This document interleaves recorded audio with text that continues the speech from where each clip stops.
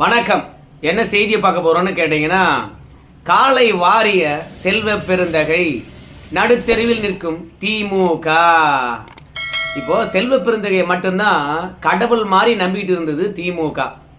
ஏன்னா காங்கிரஸ்ல இருக்கக்கூடிய எல்லா தலைவர்களும், குறிப்பா சொல்ல போனோம்னா ராகுல் காந்தி வரைக்குமே திமுக கிட்ட அதிக தொகுதிகளை வாங்கினோம், ஆட்சியில பங்கு கேட்டு விட வேண்டும் அப்படின்றதுல தான் குறியாவே இருந்தாங்க.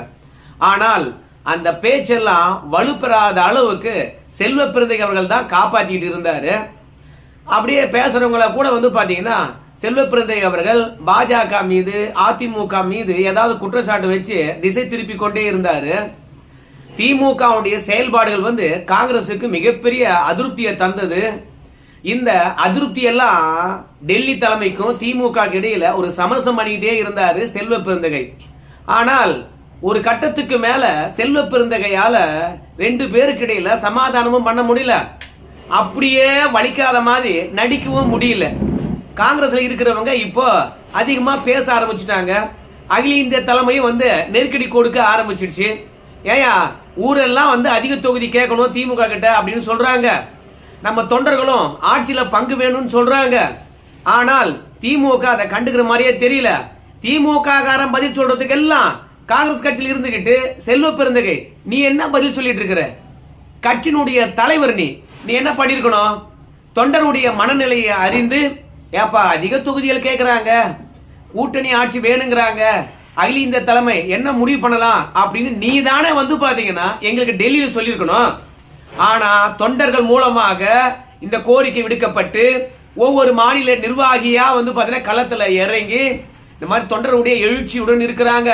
கூட்டணி ஆட்சி தான், ஆட்சியில பங்கு தான், அதிக தொகுதி தான், திமுக வழக்கம் போல நம்மளை ஏமாத்துது சார், ஒத்துக்காதீங்க அப்படின்னு மாநில நிர்வாகிகள் டெல்லியில சொல்லுகின்ற வரைக்கும் நீ தமிழ்நாட்டில் காங்கிரஸ் கட்சி தலைவரா இருந்து என்னத்த புடுங்கனே?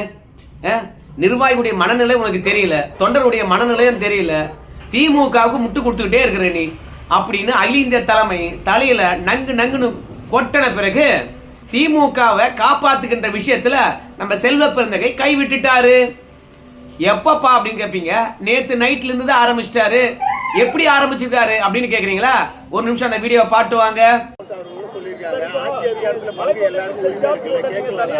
கேட்கறதுக்கு எல்லாருக்கும் உரிமை இருக்கு, கொடுக்கறதுக்கு எல்லாரும் மனசு இருக்கு. இதை யார் இதை முடிவு பண்ணுவாங்கன்னா எங்க அகில இந்திய தலைமை முடிவு பண்ணும். கண்டிப்பா இருக்கு, பெரிய மனசு உள்ளவங்க தான் இவ்வளவு திட்டங்கள் கொண்டு வந்திருக்காங்களே தமிழ்நாடு முழுவதும். ஏன் அப்படி அவங்களை குறைச்சி மதிப்பிடுறீங்க? நம்முடைய செல்வ பெருந்தகை அவர்கள், நம்முடைய மாணிக்கம் தாக்கூர், அப்புறம் கிரிஷ் ஷோடிங்கர், பிரவீன் சக்கரவர்த்தி, இந்த மாதிரி ஆட்கள்லாம் பேசுறதை விட ஒருபடி கூடுதலாகவே பேசிட்டாரு. திமுகவுக்கு இதுதான் அதிர்ச்சியே. அடப்பாவி, கடைசியில நீயே கால வாரிட்டியாடா. நம்ம செல்வ பெருந்தகை தெளிவாவே சொல்றாரு, அதிக தொகுதியில கேட்டா எங்க முதலமைச்சர் கொடுக்க மாட்டாருங்களா? நல்ல நல்ல திட்டங்களே பாத்தீங்கன்னா நம்ம முதலமைச்சர் கேட்காம தமிழக மக்களுக்கு வாரி தருகின்றார். அந்த அளவுக்கு நல்ல மனசு. காங்கிரசுக்கு அதிக தொகுதியில் மட்டும் தரமாட்டாரா? அதிக திட்டங்களை தரக்கூடிய முதலமைச்சர் அதிக தொகுதி தரமாட்டாரா? ஆட்சியில பங்கு தரமாட்டாரா? அவருக்கு மனசு இருக்குதுங்க, கண்டிப்பா தருவாருங்க அப்படின்னு போட்டு உடைச்சிட்டாரு. இதன் மூலமாக காங்கிரஸ் கட்சி அதிக தொகுதி இல்லை என்றால் கூட்டணியில இல்ல, ஆட்சியில பங்கு இல்லை என்றால் கூட்டணியில இல்ல. இது உறுதியாகி போய்விட்டது. செல்வ பெருந்தகை வாயாலே வந்துடுச்சு. அதனால இனிமே திமுக பொறுத்த வரைக்கும் யாரை வச்சு சமாதானப்படுத்தும்? டெல்லிய. அதனால இப்போ திமுகவை பொறுத்த வரைக்கும் அதிக தொகுதியில கொடுக்க வேண்டிய கட்டாயத்தில் இருக்குது, ஆட்சியில பங்கு கொடுக்க வேண்டிய கட்டாயத்தில் இருக்கிறது. இப்போ செல்வ பெருந்தகைக்கு திமுகவில் இருந்து அதிக நெருக்கடி வருகிறது. கடைசி வரைக்கும் நீ வாயை திறக்காம இருந்ததுன்னு வச்சுக்கலாம். ஏன்பா எங்கேயோ 4 பேர் பேசி கிடக்குறாங்கப்பா, அதெல்லாம் அதிகாரப்பூர்வமான குரலா இருக்குமா? மாநில தலைவராக இருக்கக்கூடிய செல்வ பெருந்தகை பேசினாரா? டெல்லியில் இருக்கிறாங்கல்ல அவங்க பேசினாங்களா அப்படின்னு திமுக சமாளிச்சுட்டு இருக்கும். ஆனா இப்ப மாநில தலைவராக இருக்கக்கூடிய செல்வ பெருந்தகையே ஆட்சியில பங்கு அதிக தொகுதி என்று பேசின பிறகு திமுக காரன் தட்டி கழிக்க முடியுமா? சோ அகில இந்திய தலைமையானது இவ்வளவு ரணகலமானது தமிழகத்துல நடக்குது. கூட்டணிக்குள்ள வெட்டுக்குத்தே நடக்குது. பாண்டிச்சேரியில் யாரா தலைமை தாங்கத்து என்று சொல்லிட்டு சர்ச்சையே எழுந்திருக்கிறது. ஆனாலும் அகில இந்திய காங்கிரஸ் கட்சி தலைமையானது அமைதியா இருக்குது. கனிமொழி பேசின பிறகும் காங்கிரஸ் திமுகக்குள்ள ரணகலம் நடக்குது. அப்படின்னா என்ன அர்த்தம்? காங்கிரஸ் கட்சிக்காரங்க எழுப்புகின்ற போர் குரலானது சரியானது என்று அகில இந்திய காங்கிரஸ் கட்சி தலைமையானது நடக்குது. அதனாலதான் இப்ப திமுகவில் ஒண்ணுமே பண்ண முடியல. இப்ப காங்கிரஸ் கட்சிக்காரனை பொறுத்த வரைக்கும் சும்மா இல்லாம அதிக தொகுதின்னு கலறி விட்டுட்டான். கம்யூனிஸ்ட் கட்சியில இருந்து விசிக வரைக்கும், மனிதநேய மக்கள் கட்சி வரைக்கும் குறைந்தது 5 தொகுதியாவது கொடுங்க அப்படின்னு மனிதநேய மக்கள் கட்சி கேக்குது. 2 தொகுதி கொடுத்துக்குவேன், இப்ப 5 தொகுதி கேட்கறான். விசிக பொறுத்த வரைக்கும் அவங்க 6 தொகுதி வாங்கினாங்க, இப்ப 8 தொகுதி கொடுங்கன்னு கேட்கறாங்க. அதே மாதிரி கம்யூனிஸ்ட்களை பொறுத்த வரைக்கும் போன முறை 6 கேட்டாங்க, இந்த முறை 10 கொடுங்க அப்படின்னு கேட்கறாங்க. இப்போ காங்கிரஸ் கலறி விட்டது. திமுக எந்த பக்கம் போக முடியாத அளவுக்கு தலை சுத்தி போய் நிக்குது. இப்போ செல்வ பெருந்தகையை பொறுத்த வரைக்கும் திமுகவுக்கு தந்த வாக்குறுதியை தாண்டி அதிக தொகுதி ஆட்சியில பங்கு முதல்வர் கண்டிப்பா தருவாரு, நல்ல மனசு அப்படின்னு வேற சொல்லிவிட்டாரா. இப்போ திமுக காரங்க குடைச்சல் கொடுக்குறாங்களா? இப்ப செல்வ பெருந்தகை அவர்களை பொறுத்த வரைக்கும் எப்படியாவது உருட்டணும் இல்ல, அதுக்கு புதிய தலைமுறையில ஒரு பேட்டி அளித்திருக்கிறாரு. அந்த பேட்டியை பார்த்துட்டு வந்துருங்க. இந்தியா கூட்டணியை சிதைக்கணும், தமிழ்நாட்டில் எல்லா இடத்துலையும் அதை பண்ணி பார்த்துட்டாங்க. இங்கே கொஞ்சம் ரொம்ப இன்டாக்டா வலிமையா பலமா இந்தியா கூட்டணி, இதை ஃபர்ஸ்ட் சிதைக்கணும். ரெண்டாவது காங்கிரஸை திமுக கூட்டணி வெளியே கொண்டு வரணும். இதெல்லாம் பிஜேபியோட அஜெண்டா. இப்ப செல்வ பெருந்தகையை பொறுத்த வரைக்கும் பாஜக மீது பழிய தூக்கி போறாரு. எப்படி தூக்கி போறாருன்னு கேட்டீங்கன்னா, இங்க காங்கிரஸ் கட்சியை உடைக்கணும், திமுகவை தனிமைப்படுத்தணும், காங்கிரஸை தனிமைப்படுத்தணும். அதன் மூலமாக சிறுபான்மையர் வாக்கானது, தலித்து வாக்கானது திமுகவுக்கு போகக்கூடாது. இவைதான் திமுகவுக்கு கோர் ஓட்டு. இந்த ஓட்டு இல்லைன்னா திமுக காங்கிரஸ் கூட்டணியானது ஜெயிக்காது. அதனால காங்கிரஸை உடைக்க வேண்டும் என்று பாஜக முடிவெடுத்து விட்டது அப்படின்னு சொல்லிவிட்டு பாஜக மீது பழிய தூக்கி போடுறாரு. பாஜக காரன் காங்கிரஸ் கட்சிக்குள்ள நுழைந்து அவங்க கூட்டணியை உடைக்கிற அளவுக்கு காங்கிரஸ் கட்சி பலவீனமா இருக்குதா, இல்ல திமுக காங்கிரஸ் கட்சியினுடைய கூட்டணி அவ்வளவு பலவீனமா இருக்குதா, இல்ல திமுக பலவீனமா இருக்குதா? பாஜக காரன் உள்ள நுழைஞ்சு இந்த கூட்டணியை உடைக்கிற அளவுக்கு தங்களை தாங்களே சிறுமைப்படுத்திக் கொள்றாங்களா இல்லையா? பொய் சொன்னாலும் பொருந்த சொல்லுங்கடா போக்குவரத்து பையா அப்படின்னு நம்ம முதலமைச்சர் தான் சொல்லுவார். அந்த மாதிரி காங்கிரஸ் திமுக கூட்டணியை உடைப்பது பாஜகவா? காங்கிரஸ் திமுக கூட்டணியை உடைப்பது பாஜக இல்ல, காங்கிரசுக்குள்ளே இருக்கக்கூடிய ஒரு சில கோஷ்டிகள் தான். ஆனா அவங்க எழுப்புவது நியாயமான கோரிக்கை. இப்போ ராகுல் காந்தி என்ன சொல்றாருன்னு கேட்டீங்கன்னா, ஏயா இந்த ஸ்டாலின் அவர்களுக்கு அறிவே இருக்காதா? தினந்தோறும் சர்ச்சை ஆகிட்டே இருக்குது, எங்களுக்கு உரிய தொகுதி கொடுங்க, கூட்டணி ஆட்சியா இல்லையா உறுதிப்படுத்துங்க அப்படின்னு பிரச்சனை கிளம்பி கொண்டே இருக்குது. இந்த பிரச்சனைக்கு முடிவு கட்ட வேண்டும் என்றால் என்ன பண்ணணும்? காங்கிரஸ் ஒரு குழுவை போட்டிருக்குது, திமுக ஒரு குழுவை போட்டு பேச்சுவார்த்தை தொடங்கிட்டா செய்ய போச்சு. பேச்சுவார்த்தை போயிட்டு இருக்குது. அதனால எவ்வளவு தொகுதி என்பதெல்லாம் பேச்சுவார்த்தை குழுவானது முடிவு எடுக்கும். ஆனால் பேச்சுவார்த்தை போயிட்டு இருக்கும்போது குழப்பம் எதுவும் தேவையில்லை அப்படின்னு எல்லாரும் அமைதியாயிடுவாங்க.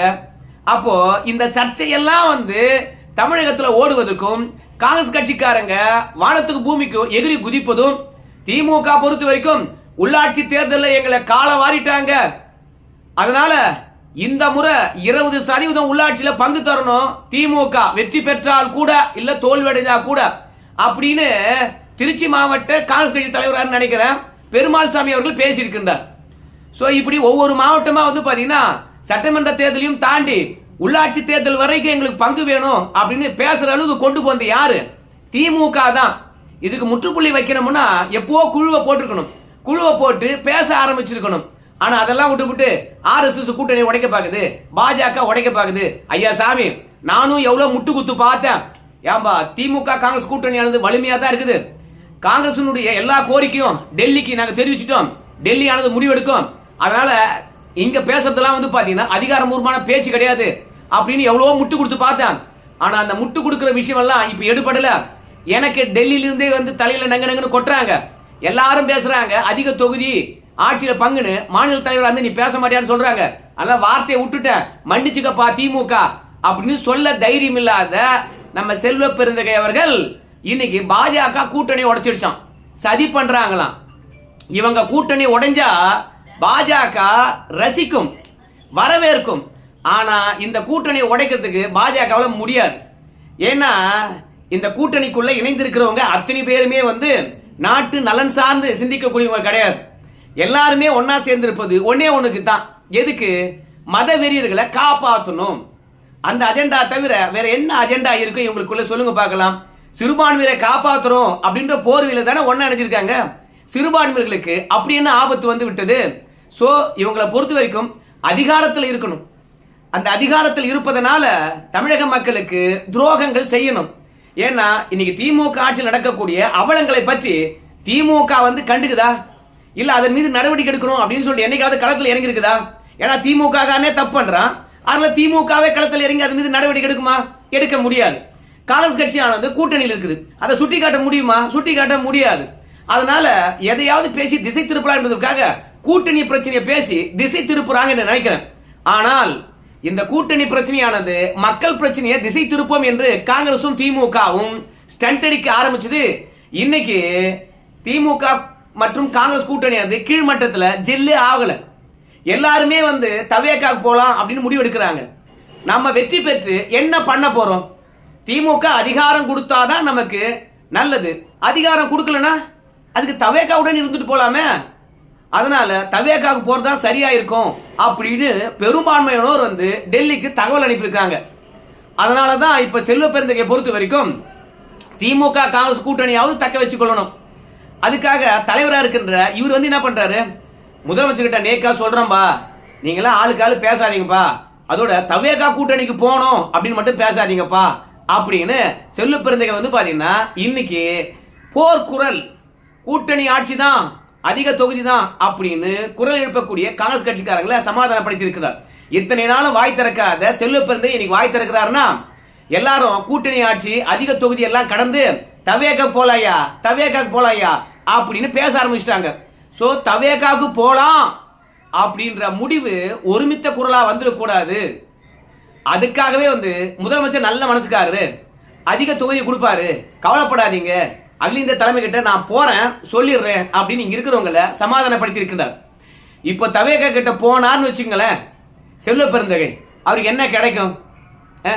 திமுகவில் இருக்கக்கூடிய அமைச்சர்கள் அனுபவிக்காத நலங்களும் வளங்களும் நம்ம செல்வ பெருந்தகை அவர்கள் திமுகவிடம் இருந்து வெறும் சட்டமன்ற உறுப்பினராகவே இருந்து நிறைய அனுபவிச்சிருக்கின்றார்.